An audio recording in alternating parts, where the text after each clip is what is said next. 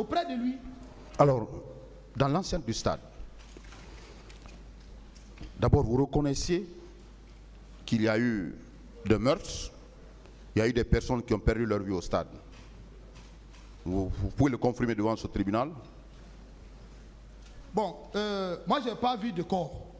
Mais vous avez entendu les tirs? J'ai pas vu de corps parce que le temps que moi j'ai fait au stade, j'ai pas constaté de corps. Sauf la seule femme que j'ai vu que le policier voulait l'arracher son téléphone, que j'ai donné un coup de gifle. Je ne sais pas si ma main lui est arrivée. En tout cas, il a quitté. J'ai dit à la femme de partir. Moi, mon objectif était maintenant vers Kebro. Mais je n'ai pas vu quand même de corps couché, blessé. Non. Parce que c'était le départ. Voilà. Monsieur Marcel, oui. Ça a été dit ici haut et fort que c'est la garde présidentielle qui a commis ce massacre. Et vous faites partie de la garde présidentielle. Vous faites partie de la garde présidentielle. Vous étiez également au stade du 28 septembre. Vous avez été vu. Est-ce que vous pouvez dire à ce tribunal que vous ne faites pas partie? Vous n'avez rien posé, aucun acte dans ce massacre? Je suis devant Dieu, le miséricorde de Dieu. Je n'ai ni tué, ni blessé, ni violé au stade. Je ne suis pas de ce genre. L'homme qui est devant vous, c'est un sauveur. Toute ma promotion 2001 me connaissent. Je suis contre un militaire indiscipliné, un militaire brigand. Ça, c'est mon combat dans l'armée. Je vois un militaire, même si je te vois dans une pick-up ou bien dans un Mercedes, tu es caporal-chef, je vais te demander où tu as pris l'argent. Où tu as pris ça pour avoir un Mercedes? Tu es payé à combien? Voilà. Je veux vous savoir, puisque vous étiez dans l'enceinte du stade, ce massacre a été commis par la garde présidentielle, confirmez-vous? Non. C'est pas la garde présidentielle? Non, je vais être clair, monsieur le procureur. Que le président Dadis nous fait quitter ici. Celui qui a organisé ce massacre, il n'a qu'à nous faire enlever ici. Moi, j'ai trop souffert dans ça maintenant. 14 ans, tu es innocent. Il va habiller les jeunes soldats, il les envoie au stade. Nous, on ne connaît pas les hommes de Kaléa. On n'est pas instructeur. Il faut vivre avec quelqu'un. Si ton élève, dès que tu le vois, tu vas le connaître. Voilà, c'est Mamadouba, c'est Sekou, c'est Ali, c'est Fodé. Mais l'homme que tu n'as jamais vu, comment tu peux l'identifier? Et le même jour, 2 jours, ils sont plus avec vous. Alors, quels sont les signes qui vous ont fait croire que c'est les personnes que vous avez trouvées au camp, les soldats qui étaient au stade et qui ont commis ce massacre? Parce que leur attitude, leur manière d'habillement. Comment ils étaient habillés? Bon, il y avait des gens qui étaient bien habillés, béret rouge. Vous savez, il y avait la pagaille.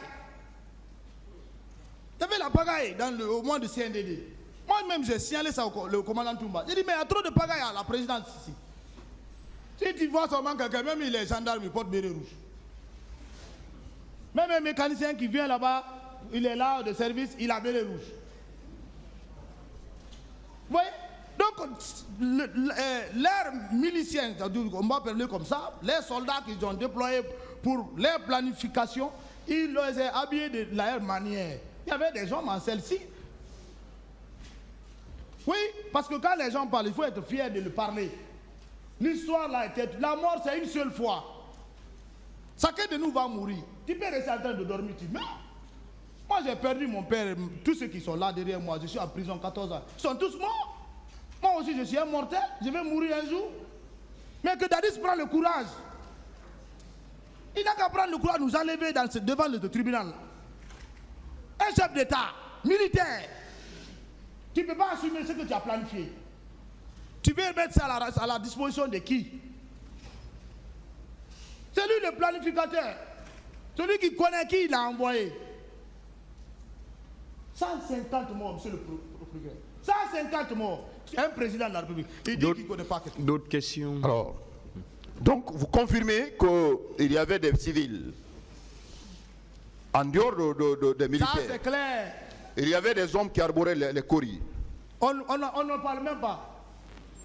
Vous connaissez auparavant Non, ces personnes? Non. Moi, je suis quelqu'un, monsieur le procureur, s'il vous plaît. Je suis quelqu'un qui ne marche pas. Moi, je suis un bureaucrate.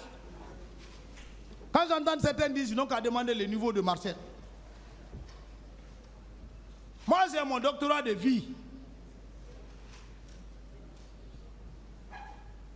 Ce qui est dans ma tête, même le président a dit, c'est quand je suis devenu la première fois, mais oui, je ne parle pas. Je lis beaucoup. Mais je ne suis pas un promenadeur qui est là à marcher, à divaguer dans les bars, dans les petits coins. Non! Alors, Monsieur Marcel, hier, vous avez dit